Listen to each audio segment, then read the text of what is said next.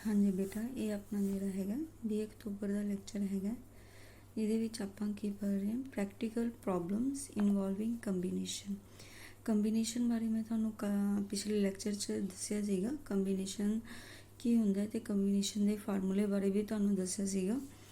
ਇਹਦੇ ਵਿੱਚ ਹੁਣ ਆਪਾਂ ਪੜ੍ਹਾਂਗੇ ਕਿ ਪ੍ਰੈਕਟੀਕਲ ਲਾਈਫ ਦੇ ਵਿੱਚ ਆਪਾਂ ਕਿਸ ਤਰ੍ਹਾਂ ਕੰਬੀਨੇਸ਼ਨ ਨੂੰ ਯੂਜ਼ ਕਰਦੇ ਹੈਗੇ, ਕਿਸ ਤਰ੍ਹਾਂ ਦੀਆਂ ਪ੍ਰੋਬਲਮਸ ਇਸ ਦੇ ਰਾਹੀਂ ਜਿਹੜੀਆਂ ਸੋਲਵ ਕੀਤੀਆਂ ਜਾ ਸਕਦੀਆਂ। ਜਿਵੇਂ ਕਿ ਫਸਟ ਐਗਜ਼ਾਮਪਲ ਹੈ ਕਿ how many ways can a committee be selected from 15 persons if the committee is to have 3 members or 13 members। ठीक है, ਆਪਾਂ ਨੇ ਦੱਸਣਾ ਹੈ ਕਿ ਕਿੰਨੇ ਤਰੀਕਿਆਂ ਨਾਲ ਆਪਾਂ ਇੱਕ ਕਮੇਟੀ ਜਿਹੜੀ ਹੈਗੀ ਸਿਲੈਕਟ ਕਰ ਸਕਦੇ ਹਾਂ, ਬਣਾ ਸਕਦੇ ਹਾਂ 15 ਪਰਸਨਸ ਚੋਂ। ਠੀਕ ਹੈ, can be selected from 15 persons ਆਪਣੇ ਕੋਲੇ ਹੈਗੇ ਹੈ, ਉਹਦੇ ਵਿੱਚੋਂ ਬਣਾਉਣੀ ਹੈਗੀ। ਪਹਿਲੀ ਕਮੇਟੀ ਜਿਹੜੀ ਉਹ 3 ਮੈਂਬਰਸ ਦੀ ਬਣਾਉਣੀ ਹੈ, ਦੂਜੀ ਕਮੇਟੀ ਆਪਾਂ ਨੇ 13 ਮੈਂਬਰਸ ਦੀ ਬਣਾਉਣੀ ਹੈ। ਤਾਂ ਟੋਟਲ ਨੰਬਰ ਆਫ ਪਰਸਨ ਜਿਹੜੇ ਆਪਣੇ ਕੋਲੇ ਰਿਪਰੈਜ਼ੈਂਟ ਕਰ ਰਹੇ ਹੈਗੇ, ਕਹਿੰਦੇ ਕਿ 15 ਪਰਸਨਸ ਆਪਦੇ ਆਪ ਨੂੰ ਰਿਪਰੈਜ਼ੈਂਟ ਕਰ ਰਹੇ ਕਮੇਟੀ ਦਾ ਮੈਂਬਰ ਬਣਨ ਵਾਸਤੇ। ਤਾਂ ਉਹਨਾਂ ਦੇ ਵਿੱਚ ਆਪਾਂ ਨੇ ਜਿਹੜੀ ਹੈਗਾ ਪਰਸਨ ਚੂਜ਼ ਕਰਨਾ ਹੈ। ਤਾਂ number of persons to be selected 3। ਤਾਂ ਸਿੰਪਲ ਆ, ਬਸ ਤੁਸੀਂ 15C3 ਦਾ ਫਾਰਮੂਲਾ ਅਪਲਾਈ ਕਰੋਗੇ। 15C3 ਦਾ ਫਾਰਮੂਲਾ ਤੁਹਾਨੂੰ ਆਉਂਦਾ ਹੈਗਾ 15 × 14 × 13 ਤੁਹਾਨੂੰ ਦੱਸਿਆ ਹੀ ਹੋਏਗਾ। ਤੁਸੀਂ ਬੈਕ ਸਟੈਪ ਜਾਣਾ ਹੈਗਾ, 3 ਸਟੈਪ ਜਿਹੜਾ ਬੈਕ ਜਾਓਗੇ 15 × 14 × 13 ਅਪੋਨ 1 ਤੋਂ ਸ਼ੁਰੂ ਕਰਕੇ 3 ਤੱਕ ਜਾਓਗੇ, 1 × 2 × 3 ਕੈਲਕੂਲੇਟ ਕਰ ਲੂੰਗੀ, ਤੁਹਾਡੇ ਕੋਲ ਆਨਸਰ ਆ ਜਾਏਗਾ। ਓਕੇ, ਉਸ ਤੋਂ ਬਾਅਦ ਅਗਲੀ ਜਿਹੜੀ ਕਮੇਟੀ ਬਣਾਉਣੀ ਹੈ ਉਹ 13 ਮੈਂਬਰਸ ਦੀ ਬਣਾਉਣੀ ਹੈ। ਤਾਂ ਤੁਸੀਂ ਲਿਖੋਗੇ 15C13। ਓਕੇ, ਹੁਣ ਤੁਹਾਨੂੰ ਦੱਸਿਆ ਸੀਗਾ ਜਦੋਂ ਇੱਦਾਂ ਬੜੀ ਟਰਮ ਆ ਜਾਂਦੀ ਹੈ ਤਾਂ ਆਪਣੇ ਕੋਲ ਜਿਹੜਾ ਫਾਰਮੂਲਾ ਹੈਗਾ ਹੈ ਕਿ NCR is also equal to NCN-R। ਇਹ ਫਾਰਮੂਲਾ ਤੁਹਾਨੂੰ ਮੈਨੇ ਕਰਵਾਇਆ ਹੋਇਆ ਆਰਟੀਕਲ ਲਾਸਟ ਲੈਕਚਰ 'ਚ ਦੱਸਿਆ ਸੀਗਾ ਕਿ NCR is equal to NCN-R ਦੇ ਵੀ ਇਕੁਅਲ ਹੁੰਦਾ। ਤਾਂ ਇੱਥੇ N-R ਦੀ ਵੈਲਿਊ ਕੀ ਬਣ ਜਾਏਗੀ 15 - 13 that is equal to 2। Clear, ਤਾਂ ਮੀਨਸ 15C2 ਦੀ ਵੈਲਿਊ ਵੀ ਇਹਦੇ ਇਕੁਅਲ ਹੀ ਹੋਏਗੀ। ਤਾਂ ਇਹਨੂੰ ਕੈਲਕੂਲੇਟ ਕਰਨਾ ਬਹੁਤ ਈਜ਼ੀ ਹੈ। ਤੁਸੀਂ 2 ਸਟੈਪਸ ਜਿਹੜਾ ਹੈਗਾ ਉਹ ਬੈਕ ਜਾਣਾ ਹੈ। 15 × 14 upon 1 × 2 is equal to 105। Clear ਬੇਟਾ?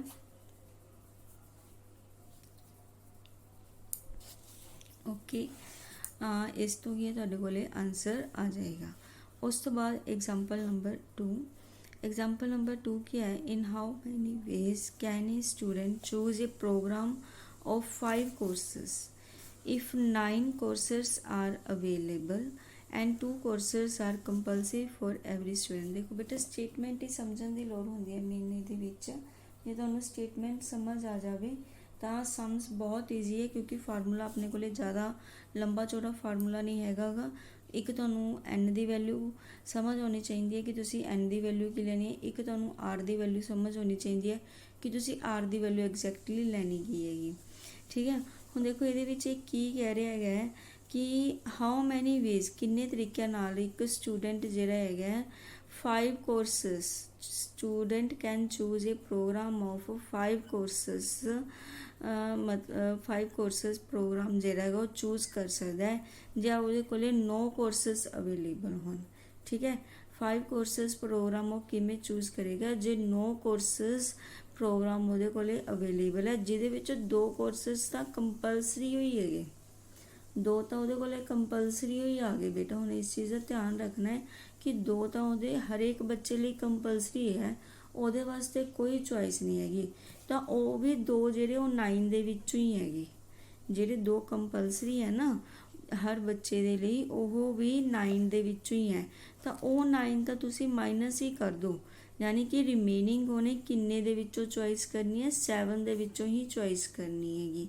ਕਲੀਅਰ, ਤਾਂ ਮੀਨਸ 5 ਕੋਰਸਿਸ ਪ੍ਰੋਗਰਾਮ ਮਤਲਬ ਬੱਚੇ ਨੇ ਕੀ ਸੀਗਾ 5 ਕੋਰਸਿਸ ਪ੍ਰੋਗਰਾਮ ਆਪਦੇ ਲਈ। ਹੁਣ ਬੇਟਾ ਜਿਵੇਂ ਤੁਸੀਂ ਸਬਜੈਕਟ ਚੂਜ਼ ਕਰਦੇ ਹੁੰਦੇ ਹੋ, ਕੋਈ ਵੀ ਤੁਸੀਂ ਗ੍ਰੈਜੂਏਸ਼ਨ ਦੇ ਵਿੱਚ ਜਦੋਂ ਤੁਸੀਂ ਗ੍ਰੈਜੂਏਸ਼ਨ ਦੇ ਵਿੱਚ ਜਾਂਦੇ ਹੋਗੇ ਹੈ ਨਾ, ਗ੍ਰੈਜੂਏਸ਼ਨ ਦੇ ਵਿੱਚ ਤੁਸੀਂ ਸਪੋਜ਼ 5 ਸਬਜੈਕਟ ਚੂਜ਼ ਕਰਨੇ ਹੈਗੇ।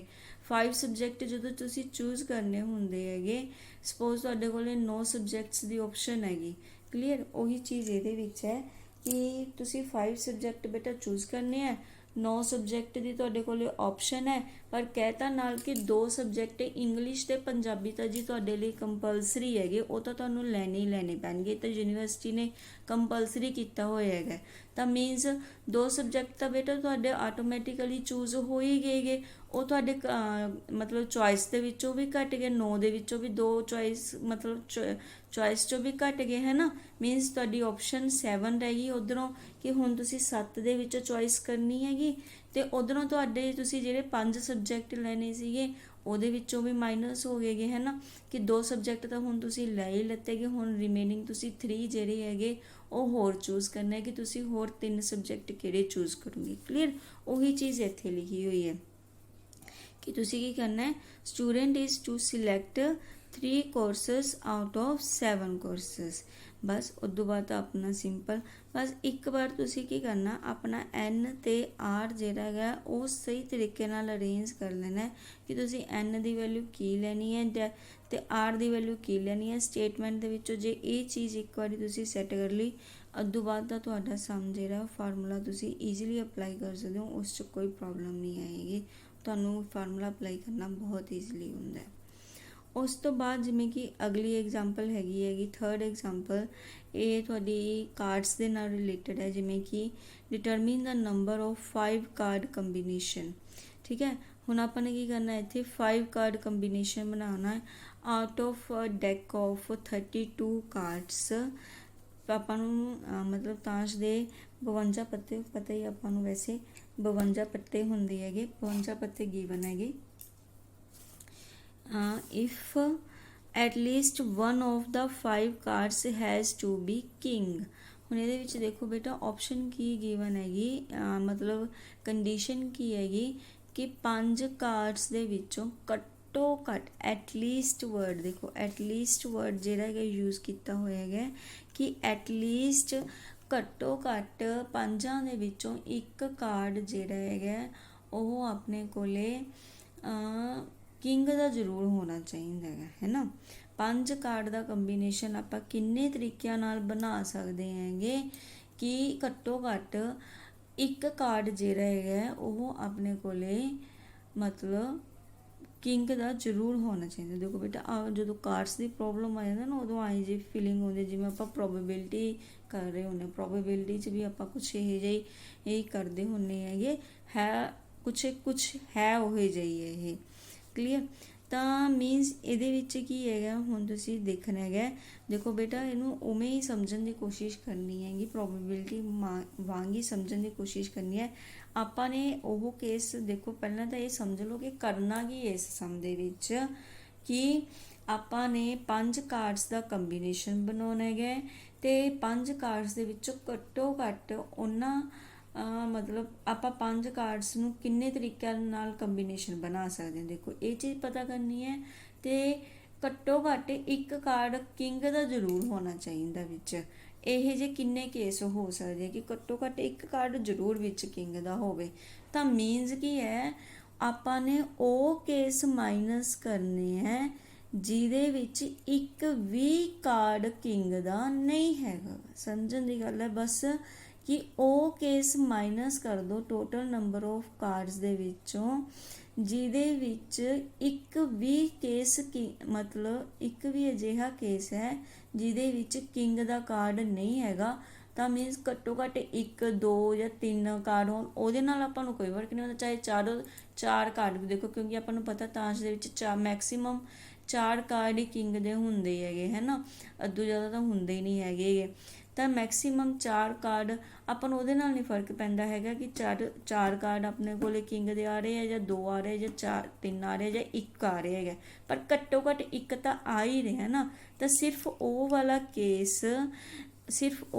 केस जिहदे विच एक भी कार्ड मीनस 0 कार्ड अपने कोले मतलब 0 कार्ड कोई भी कार्ड किंग का नहीं हैगा, वो केस आपां ने टोटल केस चों माइनस करना है। क्लीयर, बस आ चीज़ समझण की लोड़ है कि आपां ने कढ़ना की है। हुण total number of cards, number of king आपां नूं पता 4 हो गए, तो रिमेनिंग कार्ड्स किन्ने हो गए 48 हो गए। सब तो पहला आपाने की कढ़िया number of combination of 5 cards out of 52। देखो वही चीज़ है, आपाने की कढ़ लिया गा कि टोटल नंबर ऑफ कार्ड्स का कंबीनेशन कढ़ लिया गा कि 52 कार्ड्स का आपां पहला कंबीनेशन कर लिया कि 52 कार्ड्स का आपां जे 52 कार्ड्स दे विचों 5 कार्ड्स ही लैने हैगे 50 ते 52 दे विचों, तां ओह किन्ने तरीके नाल आपां लै सकदे हांगे। फार्मूला अपना जिहड़ा हैगा कंबीनेशन दा वही अप्लाई कर दिता। उस तो बाद आपां number of combination of 5 cards containing no king, देखो आपां ने की कीता उस तो बाद ਉਹ वाला ਕੰਬੀਨੇਸ਼ਨ ਕੱਢਿਆ ਗਾ 5 कार्ड्स ਦਾ ਜਿਹਦੇ ਵਿੱਚ ਕੋਈ ਵੀ ਕਿੰਗ ਨਹੀਂ ਹੈਗਾ ਗਾ, ਕੋਈ ਵੀ ਕਿੰਗ ਨਹੀਂ ਹੈਗਾ ਗਾ। ਉਹ ਕੰਬੀਨੇਸ਼ਨ ਕਿਹੜੇ ਹੈਗੇ 48, क्योंकि 4 कार्ड्स ਆਪਾਂ ਨੇ ਉਹ ਵਾਲੇ ਮਾਈਨਸ ਕਰਤੇ ਨਾ। ਇੱਥੇ ਦੇਖੋ ਆਪਾਂ ਨੇ 4 ਕਾਰਡ ਜਿਹੜੇ ਸੀਗੇ ਉਹ ਵਾਲੇ ਮਾਈਨਸ ਕਰਤੇ ਗਏ ਜਿਨ੍ਹਾਂ 'ਚ ਇੱਕ ਵੀ ਕਿੰਗ ਨਹੀਂ ਹੈਗਾ ਗਾ। ਕਲੀਅਰ। ਤਾਂ 48 ਅਜਿਹੇ ਕਾਰਡਸ ਹੈ ਜਿਹਦੇ ਵਿੱਚ ਕਿੰਗ ਕੰਟੇਨ ਨਹੀਂ ਕਰਦਾ, ਤਾਂ ਉਹ ਵੀ ਉਹਨਾਂ 'ਚੋਂ ਆਪਾਂ 5 ਕਾਰਡਸ ਅਰੇਂਜ ਕਰ ਲਈਏ।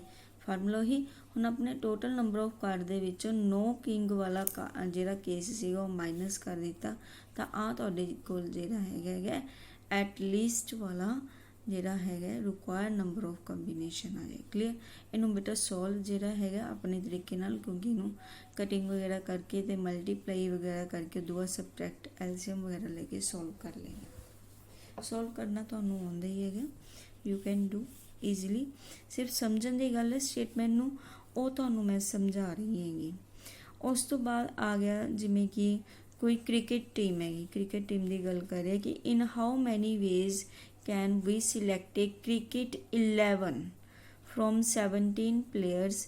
ਠੀਕ ਹੈ, ਆਪਾਂ ਨੂੰ ਤੁਹਾਨੂੰ ਪਤਾ ਹੀ ਹੈ ਕਿ ਇੱਕ ਕ੍ਰਿਕਟ ਟੀਮ 'ਚ 11 ਪਲੇਅਰਸ ਹੁੰਦੇ ਹੈਗੇ। ਕਹਿੰਦੇ ਆਪਣੇ ਕੋਲ ਕਿ 17 ਪਲੇਅਰਸ ਹੈ, ਇਨ ਵਿਚ ਓਨਲੀ 5 ਪਲੇਅਰਸ ਕੈਨ ਬੋਲ।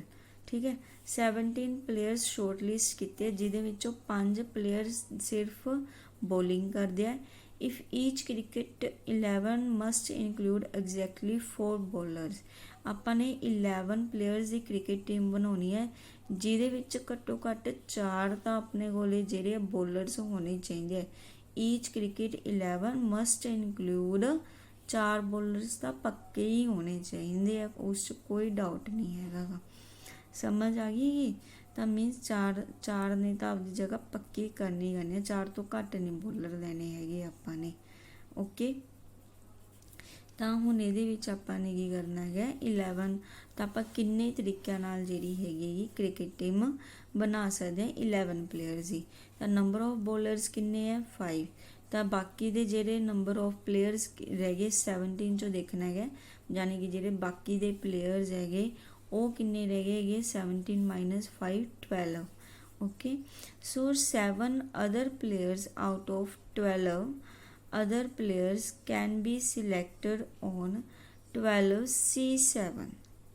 ਠੀਕ ਹੈ, ਇਹਦਾ ਕੀ ਮਤਲਬ 20 ਜਿਹੜੇ ਬਾਕੀ ਦੇ 7 ਅਦਰ ਪਲੇਅਰਸ ਹੈ 12 ਦੇ ਵਿੱਚੋਂ ਦੇਖੋ ਆਪਾਂ ਕੀ ਹੈ 11 ਪਲੇਅਰ ਚੂਜ਼ ਕਰਨੇ ਆ ਨਾ ਬੇਟਾ। 11 ਦੇ ਵਿੱਚੋਂ ਦੇਖੋ 4 ਤਾਂ ਆਪਾਂ ਨੇ ਬੋਲਰ ਹੀ ਸਿਲੈਕਟ ਕਰਨੇ ਹੈਗੇ, ਤਾਂ ਉਹ 4 ਮਾਈਨਸ ਕਰ ਦੋ, ਤਾਂ ਮੀਨਸ ਬਾਕੀ ਕਿੰਨੇ ਬਚੇ 7 ਪਲੇਅਰ ਬਚੇ ਗਏ। ਤਾਂ ਮੀਨਸ ਜਿਹੜੇ 7 ਪਲੇਅਰ ਹੈ ਉਹ ਆਪਾਂ ਬਾਕੀ ਜਿਹੜੇ 12 ਬਚੇ ਮੀਨਸ ਬੋਲਰਸ ਨੂੰ ਛੱਡ ਕੇ, ਬੋਲਰ ਕਿੰਨੇ ਹੈ 5 ਬੋਲਰਸ ਨੂੰ ਛੱਡ ਕੇ ਬਾਕੀ ਬਚੇ 12 ਦੇ ਵਿੱਚੋਂ ਹੀ ਸਿਲੈਕਟ ਕਰਾਂਗੇ। ਤਾਂ ਮੀਨਸ 7 ਅਦਰ ਪਲੇਅਰਸ ਉਹ ਆਪਾਂ ਕਿੰਨੇ ਵੇਜ਼ ਦੇ ਨਾਲ ਸਿਲੈਕਟ ਕਰ ਸਕਦੇ ਹਾਂ 12C7 ਦੇ ਨਾਲ।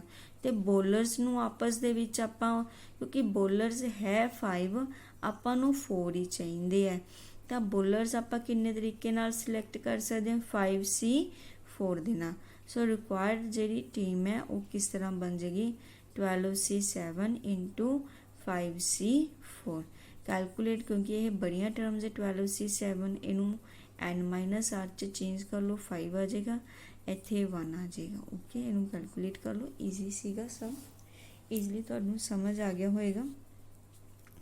ਉਸ ਤੋਂ ਬਾਅਦ ਹੈਗਾ ਇਹ ਵੀ ਬਹੁਤ ਈਜ਼ੀ ਹੈ, ਜਿਵੇਂ ਕਿ ਇੱਕ ਕਮੇਟੀ ਹੈ 3 ਪਰਸਨਸ ਦੀ is to be constituted from a group of 2 man.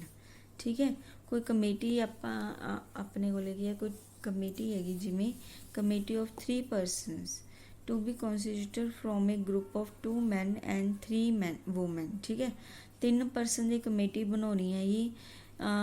5 person upon given है जिहदे विचों 2 men है ते 3 वूमेन है। How many ways can this be done? पहला क्वेश्चन। फर्स्ट क्वेश्चन की है किमें होगा, किन्ने तरीके नाल ये हो सकता है कि 3 पर्सन की कमेटी आपां ने बनानी होवे जिस च आपां नूं 2 मैन ते 3 वूमैन गिवन। पहला ये बहुत ईजी है। पहला देख लो टोटल नंबर ऑफ पर्सन किन्ने 5, 3 आपां ने लैने 5C3 हो गया। इनू कैलकुलेट कर लो, ईजी है ना। Second, how many ways of this committees would consist if 1 man and 2 woman. हुण इत्थे कंपलशन लाती गई कि कमेटी होगी तो 3 पर्सन की, बट उहदे विच 1 आदमी तो 2 वूमैन होने चाहिए। हुण ये तुसीं किवें करोगे? देखो आपां नूं पता आदमी किन्ने है 2 ते वूमेंस किन्नी है 3, तो मीनस इन्हां चों चॉइस करनी पेगी। आपां ने की करना, 1 आदमी होना चाहिए मीनस 2C1। ठीक है, तो 2 वूमैन होने चाहिए है किन्ने अपने को 3, तो आप 3 चों चॉइस करांगे 3C2। इन्हां दोनों नूं मल्टीप्लाई कर दो जिवें उपर आपां कीता सी। बहुत ईजी है, ईजली तुहानूं समझ आ रहा होएगा आई होप। अगे भी कुछ होर एग्जाम्पल्स है that is also related to cards. Cards नाल रिलेटेड है तुहाडी 6th example and 7th example is related to girls. यह बेटर तुसी रीड कर लो, जे कोई भी किसी भी एग्जाम्पल प्रॉब्लम होएगी तुसी मैनू पुछ लेना गा। बहुत ईजी एग्जाम्पल्स है, तुहानूं समझ आ जाएंगे। हाँ 11th एग्जाम्पल एक तुसी देख लो, होर एग्जाम्पल तुहानूं ये करा देनी है कि एक जिमें नंबर ऑफ डायगनल्स है of A polygon is 20, find the number of its sides. हुण देखो बेटा इहदे विच आपां ने की चीज़ गिवन है आपां नूं, number of diagonals of A polygon. ठीक है, कोई पॉलीगॉन है ਉਹਦੇ ਡਾਇਗਨਲਸ ਦੀ ਗਿਣਤੀ ਆਪਾਂ ਨੂੰ ਗਿਵਨ ਹੈ 20 ਤੇ ਆਪਾਂ ਨੇ ਉਹਦੀ ਸਾਈਡਸ ਦੀ ਗਿਣਤੀ ਫਾਈਂਡ ਆਊਟ ਕਰਨੀ ਹੈ। ਪੋਲੀਗਨ ਦੇ ਡਾਇਗਨਲਸ ਦੀ ਗਿਣਤੀ ਗਿਵਨ ਹੈ ਤੇ ਸਾਈਡਸ ਦੀ ਗਿਣਤੀ ਫਾਈਂਡ ਆਊਟ ਕਰਨੀ। ਕਿਵੇਂ ਪਤਾ ਕਰਾਂਗੇ ਆਪਾਂ? ਦੇਖੋ ਹੈ ਨਾ ਥੋੜਾ ਜਿਹਾ डिफरेंट क्वेश्चन है ये, इस करके तुहानूं दस्सण लगी है कि कंबीनेशन के थ्रू आप ये चीज़ फाइंड आउट करांगे कि जे पॉलीगॉन के डायगनल्स की गिनती गिवन है तो आप साइड्स की गिनती फाइंड आउट करनी है। तो आपने की किया, सब तो पहला सपोज कर लिया number of sides of the polygon is equal to n। हुण आपां नूं पता है, तुसीं प्रैक्टिकली भी देख सकते हो, हर फिगर दे विच जिन्ने नंबर ऑफ साइड्स होंदियां उन्ने ही नंबर ऑफ पॉइंट्स होंदे है ना। जे आपको पता है ट्रायंगल है तो 3 साइड्स है 3 पॉइंट्स है, क्वाड्रिलेटर है 4 पॉइंट्स है तो 4 से मीनस जिन्नियां साइड्स उन्ने ही पॉइंट्स। सो जे इहदियां अपने कोले n साइड्स हैं तो नंबर ऑफ पॉइंट्स भी अपने कोले की होणगे n ही होणगे। उस नंबर ऑफ लाइन्स फॉर्मड। हुण ये भी चीज़ तुहानूं पता है हर 2 पॉइंट्स नूं ज्वाइन करके एक लाइन बनती है ना। हर 2 पॉइंट्स नूं ज्वाइन करके अपने कोल की है एक लाइन बनती हैगी। तो आपां नंबर ऑफ लाइन्स, ठीक है मतलब किन्ने तरीके नाल लाइन्स बना सकते हैं n पॉइंट्स तो NC2। क्लीयर, ये चीज़ समझ आ गई। 2 इत्थे क्यों लिता है क्योंकि आप 2 पॉइंट्स नूं ज्वाइन करके टोटल नंबर ऑफ पॉइंट्स किन्ने n ते 2 points at A time use करके आप की है लाइन्स बना सकते हैं। तो यदा NC2 की बन जाएगा n इंटू n माइनस 1/2, ये तुहानूं पता ही है। उस तो बाद number of diagonals, number of diagonals की हो जाएगा। हुण आपां नूं पता है टोटल नंबर ऑफ लाइन्स किन्नियां बन गया, मतलब इस figure they which total number of lines. हुण इहदे विच ये नहीं ना मैंशन कि ये नहीं ना मैंशन हैगा कि वो आ वालियां सिर्फ उहदियां साइड्स ही है। देखो आ 2 पॉइंट्स नूं ज्वाइन करके डायगनल्स भी तो बनते 2 पॉइंट्स नूं ज्वाइन करके, तो इहदे विच डायगनल्स भी इनकलूड हो गए तो साइड्स भी ਜਿਹੜੀਆਂ ਹੈਗੀਆਂ ਉਹ ਵੀ ਇਨਕਲੂਡ ਹੋ ਗਈਆਂ। ਸੋ ਹੁਣ ਇਹਦੇ ਵਿੱਚ ਆਪਾਂ ਨੂੰ ਇਕੱਲੇ ਨੰਬਰ ਆਫ ਡਾਇਗਨਲਸ ਗਿਵਨ ਹੈ ਤਾਂ ਆਪਾਂ ਨੇ ਕੀ ਕੀਤਾ ਨੰਬਰ ਆਫ ਡਾਇਗਨਲਸ ਕੱਢ ਲਏ ਕਿ ਆ ਟੋਟਲ ਨੰਬਰ ਆਫ ਲਾਈਨਸ ਦੇ ਵਿੱਚੋਂ ਆਪਾਂ ਨੇ ਟੋਟਲ ਨੰਬਰ ਆਫ ਸਾਈਡਸ ਜਿਹੜੀਆਂ ਸਪੋਜ਼ ਕੀਤੀਆਂ ਸੀ ਉਹ ਮਾਈਨਸ ਕਰ ਦਿੱਤਾ। ਤਾਂ ਨੰਬਰ ਆਫ ਡਾਇਗਨਲਸ ਦੀ ਗਿਣਤੀ ਆਪਾਂ ਨੂੰ 20 ਗਿਵਨ ਵੀ ਹੈਗੀ, ਉਹਨੂੰ ਇਕੁਅਲ ਟੂ, ਸੋ ਆਹ ਨੰਬਰ ਆਫ ਡਾਇਗਨਲਸ n 'ਚ ਆ ਗਏ, ਆਹ 20 ਗਿਵਨ ਹੈ, ਇਹਦੇ ਇਕੁਅਲ ਰੱਖ ਲਿਆ। ਉਦੋਂ ਬਾਅਦ ਸਿੰਪਲ ਬੇਟਾ ਇਹ ਤੁਹਾਡੀ ਕੁਆਡਰੇਟਿਕ ਇਕੁਏਸ਼ਨ ਬਣ ਗਈ, ਇਹਨੂੰ ਸੋਲਵ ਕਰ ਲਿੱਤਾ। So n equal to 8 and -5 ਹੈਗਾ, negative is not possible, reject it, so n is equal to 8 is your answer. Clear. ਇਸ ਤਰ੍ਹਾਂ ਬੇਟਾ ਤੁਹਾਡੀ ਇਹ ਜਿਹੜੀ ਹੈਗੀ ਥਰਡ ਐਕਸਰਸਾਈਜ਼ ਕੰਪਲੀਟ ਹੋ ਜਾਂਦੀ ਹੈ, ਅਤੇ ਨਾਲ ਹੀ ਤੁਹਾਡਾ ਇਹ ਚੈਪਟਰ ਵੀ ਕੰਪਲੀਟ ਹੋ ਜਾਂਦਾ ਹੈ, ਥਰਡ ਚੈਪਟਰ। ਅਤੇ ਤੁਸੀਂ ਆਹ ਸਾਰੇ ਸਮਸ ਜਿਹੜੇ ਆ ਇਹਨੂੰ ਚੰਗੀ ਤਰ੍ਹਾਂ ਸੋਲਵ ਕਰਕੇ ਦੇਖਿਓ, ਐਗਜ਼ਾਮਪਲਸ ਅਤੇ ਐਕਸਰਸਾਈਜ਼ ਕਾਫੀ ਇੰਟਰਸਟਿੰਗ ਸਮਸ ਹੈ ਇਹ, ਤੁਸੀਂ ਕਰ ਸਕਦੇ ਹੋਗੇ। ਥੈਂਕ ਯੂ ਬੇਟਾ।